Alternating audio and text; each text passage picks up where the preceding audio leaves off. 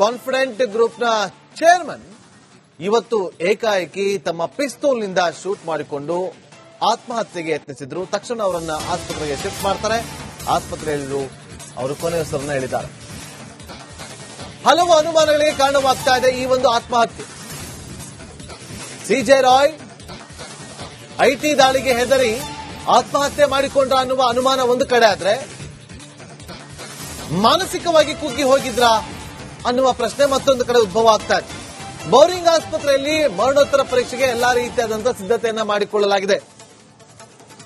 HSR layout ನಲ್ಲಿರುವಂತಹ Narayana ಹಾಸ್ಪಿಟಲ್ಗೆ shift ಮಾಡಿದ್ರು.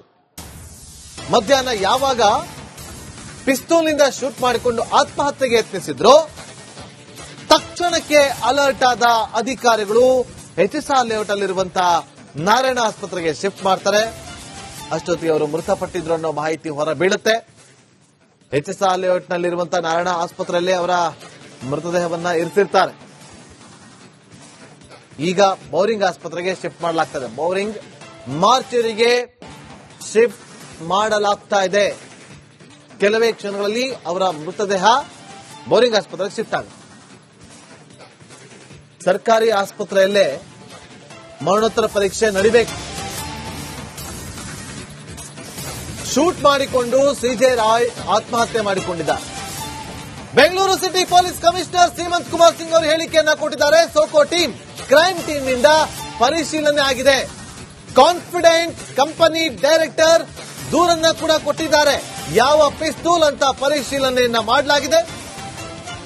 ಎಷ್ಟು ರೌಂಡ್ ಫೈರ್ ಆಗಿದೆ ಅನ್ನೋದು ತನಿಖೆಯನ್ನ ಮಾಡ್ತಾ ಇದ್ದೀವಿ. 3 ದಿನಗಳಿಂದ ಐಟಿ ವಿಚಾರಣೆ ನಡೆಸ್ತಾ ಇತ್ತು. ಇದು Bengaluru city police commissioner Seemant Kumar ಅವರು ಕೊಟ್ಟಂತ ಹೇಳಿಕೆ. ಏನ್ ಮಾತಾಡಿದರೆ ಕೇಳಿ. ವ್ಯಾಪ್ತಿಯಲ್ಲಿ ಅಶೋಕ್ ನಗರ್ ಪೊಲೀಸ್ ಸ್ಟೇಷನ್ ವ್ಯಾಪ್ತಿಯಲ್ಲಿ ಒಂದು ಪ್ರಕರಣ ದಾಖಲಾಗಿದೆ. ಇದರಲ್ಲಿ ಕಾನ್ಫಿಡೆಂಟ್ ಗ್ರೂಪ್ ಮಾಲೀಕರಾದ ಶ್ರೀ ಸಿಜೆ ರಾಯ್ ಎಂಬುವರು ಅವರು ಕಥಿತ ರೂಪದಲ್ಲಿ ಈಗ ಪ್ರೈಮ್ ಇನಿಷಿಯಲ್ ರಿಪೋರ್ಟ್ ಪ್ರಕಾರ ಒಂದು ಶೂಟಿಂಗ್ ಇನ್ಸಿಡೆಂಟ್ ಆಗಿದೆ. ಅಂದ್ರೆ ಅವರೇ ಸ್ವತಃ ಶೂಟ್ ಮಾಡ್ಕೊಂಡಿದ್ದಾರೆ ಅಂತ ಪ್ರೈಮ್ ಫೇಸಿ ನಮಗೆ ಗೊತ್ತಾಗ್ತದೆ. ಆದರೆ ನಮ್ಮ ಬಾಡಿ ಈಗ ಸದ್ಯಕ್ಕೆ ಹಾಸ್ಪಿಟಲ್ ಅಲ್ಲಿ ಇದೆ, ಎಚ್ಎಸ್ಆರ್ ಲಿಮಿಟ್ಸ್ ಅಲ್ಲಿ ನಾರಾಯಣ ಹಾಸ್ಪಿಟಲ್ ಅಲ್ಲಿ. ಮತ್ತು ನಮ್ಮ ಇಲ್ಲಿ ಸೋಕೋ ಟೀಮ್, ಬ್ಯಾಲಿಸ್ಟಿಕ್ ಟೀಮ್ ಎಲ್ಲ ಕ್ರೈಮ್ ಟೀಮ್ಸ್ ಅವ್ರು ಇಲ್ಲೇ ಬಂದಿದ್ದಾರೆ. ನಾವು ಇಲ್ಲಿ ಪರಿಶೀಲನೆ ಮಾಡಿದ್ದೀವಿ, ಜಾಗ ಪರಿಶೀಲನೆ ಮಾಡಿದ್ದೀವಿ. ಅವ್ರ ಕುಟುಂಬದವ್ರಿಗೆ ಕೂಡ ನಮ್ಮ ಪೊಲೀಸ್ ಅವರು ಸಂಪರ್ಕಿಸ್ತಾ ಇದ್ದಾರೆ. ಅವ್ರು ಇಲ್ಲಿ ಇಲ್ಲ, ಅವರು ಬೇರೆ ರಾಜ್ಯದಲ್ಲಿ ಇರೋರು. ಅವ್ರು ಬರ್ತಾ ಇದ್ರು ಅವರು ರಾತ್ರಿ. ಪರ್ಟಿಕ್ಯುಲರ್ ಕಂಪನಿ ಇದು ಒಬ್ಬ ಡೈರೆಕ್ಟರ್ ಅವ್ರ ಕಡೆಯಿಂದ ಅವರು ಕಂಪ್ಲೇಂಟ್ ಕೊಟ್ಟಿದ್ದಾರೆ. ಅವರು ಸದ್ಯಕ್ಕೆ ಆ ಕಂಪ್ಲೇಂಟ್ ಆಧಾರ ಮೇಲೆ ನಾವು ಪ್ರಕರಣ ದಾಖಲೆ ಮಾಡ್ತಾ ಇದ್ದೀವಿ. ಮೇಲೆ ನೋಟಿಗೆ ಒಂದು ಶೂಟಿಂಗ್ ಇನ್ಸಿಡೆಂಟ್, ಸೆಲ್ಫ್ ಶೂಟಿಂಗ್ ಅಂತ ಇನ್ಸಿಡೆಂಟ್ ಆಗಿದೆ. ಆದರೆ ಇದು ತನಿಖೆದು ವಿಷಯ ಇದೆ. ನಾವು ತನಿಖೆ ಮಾಡಿ ಡೀಟೇಲ್ ಈಗ ನೋಡ್ತೀನಿ. ಯಾವ ರೀತಿ ಕಂಪ್ಲೇಂಟ್ ಕೊಡ್ತಾರೋ ಆ ಪ್ರಕಾರ ಕೊಡ್ತೀವಿ. ಕಂಪ್ಲೇಂಟ್ ಇಲ್ಲ, ಈಗ ಬ್ಯಾಲಿಸ್ಟಿಕ್ ಎಕ್ಸ್ಪರ್ಟ್ ಅದಕ್ಕೆ ನಾವು ಕರೆದಿದ್ದೀವಿ.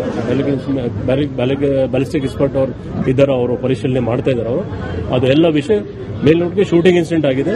ಅದು ಯಾವ ವೆಪನ್ ಇದೆ, ಎಷ್ಟು ಬೋರ್ ಇದೆ, ಎಷ್ಟು ಕ್ಯಾಲಿಬರ್ ಇದೆ, ಅದೆಲ್ಲ ಡೀಟೇಲ್ಸ್ ನಾನು ಎಲ್ಲ ಡೀಟೇಲ್ಸ್ ಈಗ ಗೊತ್ತಾಗುತ್ತೆ.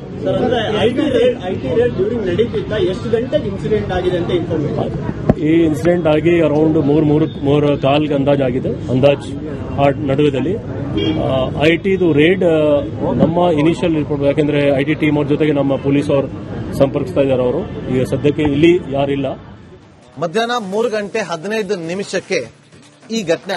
ಕಾನ್ಫಿಡೆಂಟ್ ಗ್ರೂಪ್ನ ಚೇರ್ಮನ್ ಇವತ್ತು ಏಕಾಏಕಿ ತಮ್ಮ ಪಿಸ್ತೂಲ್ನಿಂದ ಶೂಟ್ ಮಾಡಿಕೊಂಡು ಆತ್ಮಹತ್ಯೆಗೆ ಯತ್ನಿಸಿದ್ರು. ತಕ್ಷಣ ಅವರನ್ನ ಆಸ್ಪತ್ರೆಗೆ ಶಿಫ್ಟ್ ಮಾಡ್ತಾರೆ.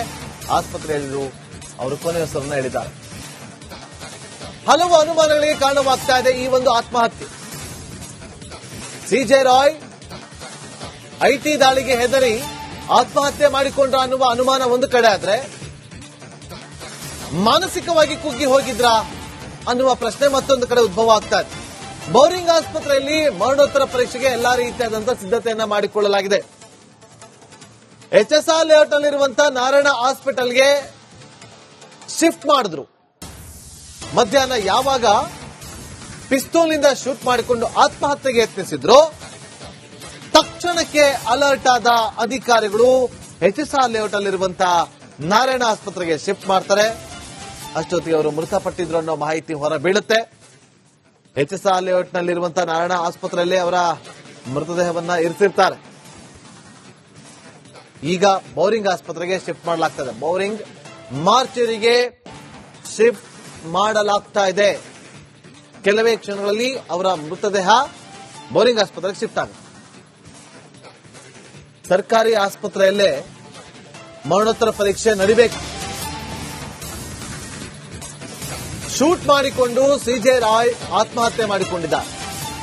Bengaluru city police commissioner Seemant Kumar Singh ಅವರು ಹೇಳಿಕೆಯನ್ನ ಕೊಟ್ಟಿದ್ದಾರೆ. ಸೋಕೋ ಟೀಮ್ ಕ್ರೈಮ್ ಟೀಮ್ ನಿಂದ ಪರಿಶೀಲನೆ ಆಗಿದೆ.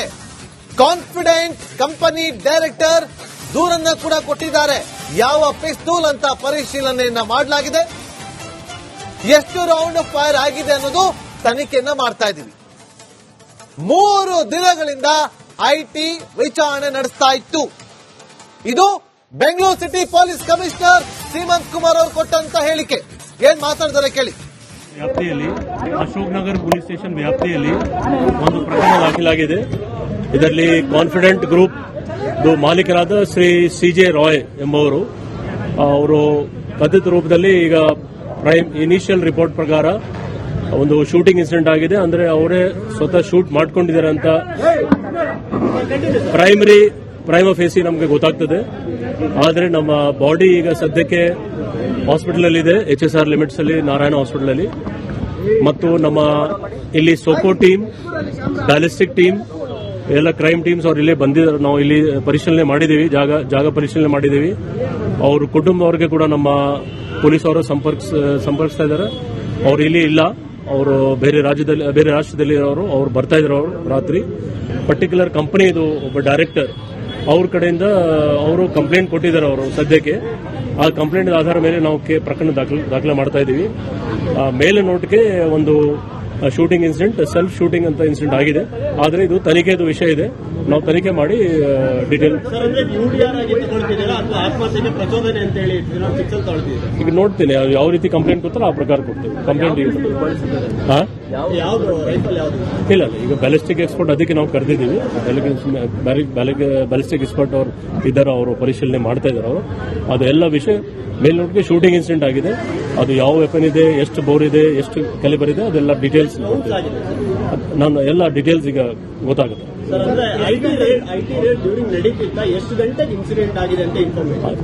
ಈ ಇನ್ಸಿಡೆಂಟ್ ಆಗಿ ಅರೌಂಡ್ ಮೂರು ಕಾಲ್ಗೆ ಅಂದಾಜಾಗಿದೆ. ಆ ನಡುವೆದಲ್ಲಿ ಐಟಿದು ರೇಡ್ ನಮ್ಮ ಇನಿಷಿಯಲ್ ರಿಪೋರ್ಟ್, ಯಾಕೆಂದ್ರೆ ಐಟಿ ಟೀಮ್ ಅವ್ರ ಜೊತೆಗೆ ನಮ್ಮ ಪೊಲೀಸ್ ಅವರು ಸಂಪರ್ಕಿಸ್ತಾ ಇದ್ದಾರೆ. ಅವರು ಈಗ ಸದ್ಯಕ್ಕೆ ಇಲ್ಲಿ ಯಾರಿಲ್ಲ. ಮಧ್ಯಾಹ್ನ 3:15 ಈ ಘಟನೆ ಆಗಿದೆ ಅನ್ನೋದನ್ನ ಖುದ್ದು